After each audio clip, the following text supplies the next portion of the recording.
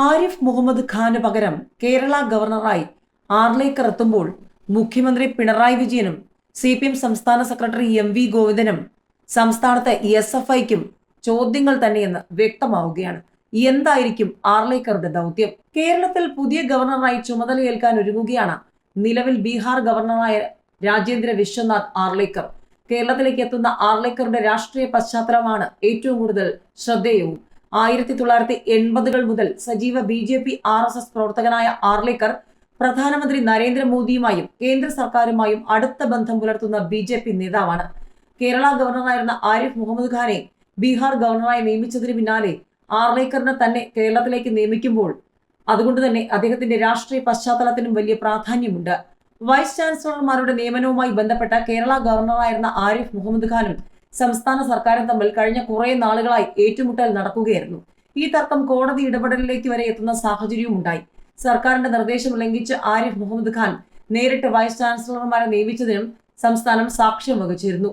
സംസ്ഥാന സർക്കാരിനെയും പിണറായിയെയും MV ഗോവിന്ദനെയും SFIയെയും CPMനെയും ഒക്കെ വിറപ്പിച്ചുകൊണ്ട് പലപ്പോഴായി ആരിഫ് മുഹമ്മദ് ഖാൻ രംഗത്ത് വന്നിരുന്നു. ഇതിനെതിരെ മന്ത്രിമാർ തന്നെ ഗവർണർക്കെതിരെ പ്രതിഷേധവുമായി രംഗത്ത് വന്നതും കേരളം കണ്ടതാണ്. ഗവർണറുടെ ഉന്നത വിദ്യാഭ്യാസ മേഖലയിലെ നീക്കങ്ങൾക്കെതിരെ SFI രംഗത്ത് വന്നെങ്കിലും SFIയെ നട റോഡിൽ വരെ ഗവർണർ വിറപ്പിച്ചു. ഗവർണർ സർവകലാശാലകളെ കാവ്യവൽക്കരിക്കുന്നു എന്നാരോപിച്ച് SFI ആരിഫ് മുഹമ്മദ് ഖാനെതിരെ നിരന്തരം കരിങ്കൊടി പ്രതിഷേധം സംഘടിപ്പിച്ചെങ്കിലും എല്ലാ പ്രതിഷേധങ്ങളുടെയും മുനയൊടിച്ച് ഗവർണർ മുന്നോട്ട് തന്നെ പോയി. ഈ ഒരു പശ്ചാത്തലത്തിലാണ് കേരള ഗവർണറായുള്ള രാജേന്ദ്ര വിശ്വനാഥ് ആർലേക്കറിന്റെ കടന്നുവരവ്.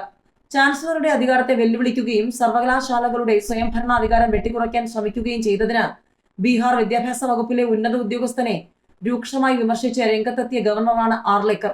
പട്ന സർവകലാശാലയുടെ പരിപാടിക്കിടെയായിരുന്നു വിമർശനം. രാജ്ഭവനും സർക്കാരും സ്ഥാപനങ്ങളും ഒറ്റപ്പെട്ട് പ്രവർത്തിച്ചാൽ സംസ്ഥാനത്തെ സർവകലാശാലകളിലും കോളേജുകളിലും പുരോഗതി ഉണ്ടാകില്ല എന്ന കാഴ്ചപ്പാട് അന്ന് ആർലേക്കർ ശക്തമായി അവതരിപ്പിച്ചിരുന്നു. ഇവിടെ നിന്നാണ് ആർലേക്കർ കേരളത്തിൽ പ്രവർത്തനം തുടങ്ങുന്നതെങ്കിൽ നിലവിലെ ഗവർണർ സർക്കാർ ഏറ്റുമുട്ടലിന്റെ സ്വഭാവം എന്താകുമെന്ന് കാത്തിരുന്ന് കാണണം. രാജ്യത്ത് നിന്ന് ബ്രിട്ടീഷുകാർ മടങ്ങിയതിന് കാരണം സത്യാഗ്രഹമല്ലെന്നും വാളുകളേന്തി ജനങ്ങളെ കണ്ടതിനാലാണെന്നുമുള്ള രാജേന്ദ്ര ആർലേക്കറിന്റെ കഴിഞ്ഞ ദിവസത്തെ പരാമർശം വിവാദമായിരുന്നു. ഗോവയിൽ നടന്ന പരിപാടിക്കിടെയായിരുന്നു അദ്ദേഹത്തിന്റെ പരാമർശം. സത്യഗ്രഹം നടത്തിയതുകൊണ്ടോ പടച്ചട്ടകൾ ഇല്ലാത്തതുകൊണ്ടോ അല്ല ബ്രിട്ടീഷുകാർ രാജ്യം വിട്ടത്. സാധാരണക്കാരായ ജനങ്ങളുടെ കൈകളിൽ തോക്കും ആയുധങ്ങളും കണ്ടപ്പോഴാണ് അവർ രാജ്യം വിട്ടത്. സ്വന്തം രാജ്യത്തിന്റെ സ്വാതന്ത്ര്യത്തിനായി ഏതറ്റം വരെയും പോകാൻ ജനം തയ്യാറാകുമെന്ന ബോധ്യമാണ് അവരെ നാടുകടത്തിയത് എന്നായിരുന്നു ആർലേക്കറിന്റെ പരാമർശം. ഇന്ത്യയിലെ ജനങ്ങൾ അടിമപ്പെടാൻ വേണ്ടി ജനിച്ചവരാണെന്ന പ്രതീതിയാണ് നിലവിലെ ചരിത്ര പുസ്തകങ്ങളിലുള്ളത്. അത്തരം വ്യാഖ്യാനങ്ങൾ തെറ്റാണ്.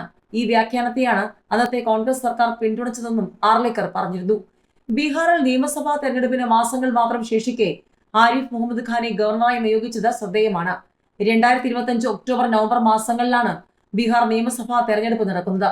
നിലവിൽ മുസ്ലിം വോട്ടുകൾ നിർണായകമായ ബീഹാറിൽ ആരിഫ് മുഹമ്മദ് ഖാൻ ഗവർണറായി എത്തുന്നത് BJPയുടെ രാഷ്ട്രീയ നീക്കത്തിന്റെ ഭാഗമാണെന്നാണ് വിലയിരുത്തപ്പെടുന്നത്. നിലവിൽ ബീഹാറിലെ മുസ്ലിം വോട്ടുകൾ ലാലു പ്രസാദ് യാദവ് നേതൃത്വം നൽകുന്ന മഹാഗഡ്ബന്ധന് അനുകൂലമാണെന്ന വിലയിരുത്തലുകൾക്കിടെയാണ് ആരിഫ് മുഹമ്മദ് ഖാനെ ബീഹാർ ഗവർണറാക്കിയത്. അതേസമയം ക്രിസ്ത്യൻ പശ്ചാത്തലമുള്ള ഗോവയിൽ നിന്നുള്ള രാജേന്ദ്ര വിശ്വനാഥ് ആർലേക്കറുടെ നിയമനവും രാഷ്ട്രീയ കരുനീക്കമാണെന്ന വിലയിരുത്തലുണ്ട്. കേരളത്തിലെ ക്രിസ്ത്യൻ വിഭാഗത്തിനിടയിലേക്ക് കടന്നെത്താനുള്ള നീക്കത്തിന്റെ തുടർച്ചയാണ് ഈ നീക്കമെന്നുള്ള ചർച്ചകളും ചിലർ ഉയർത്തുന്നുണ്ട്. ഗോവ നിയമസഭാ മുൻ സ്പീക്കറായിരുന്ന രാജേന്ദ്ര വിശ്വനാഥ് ആർലേക്കർ ഹിമാചൽ പ്രദേശ് ഗവർണറായും സ്ഥാനം വഹിച്ച വ്യക്തിയാണ്. 1980-കൾ മുതൽ BJPയിൽ സജീവ സാന്നിധ്യമായി അദ്ദേഹം വിവിധ സ്ഥാനങ്ങളും വഹിച്ചിട്ടുണ്ട്. കടലാസ് രഹിത അസംബ്ലി എന്ന നേട്ടം ഗോവ മന്ത്രിസഭയ്ക്ക് നൽകിയത് ആർലേക്കറാണ്. 2015-ൽ ഗോവ മന്ത്രിസഭാ പുനഃസംഘടനയിൽ ആർലേക്കർ വനം മന്ത്രിയായി പ്രവർത്തിച്ചിട്ടുണ്ട്. 2021-ലാണ് ഹിമാചൽ പ്രദേശിലെ ഗവർണറായി നിയമിതനായത്. പിന്നീട് 2023-ലാണ് ബീഹാർ ഗവർണറുടെ ചുമതലയിലേക്ക് മാറ്റപ്പെടുന്നത്.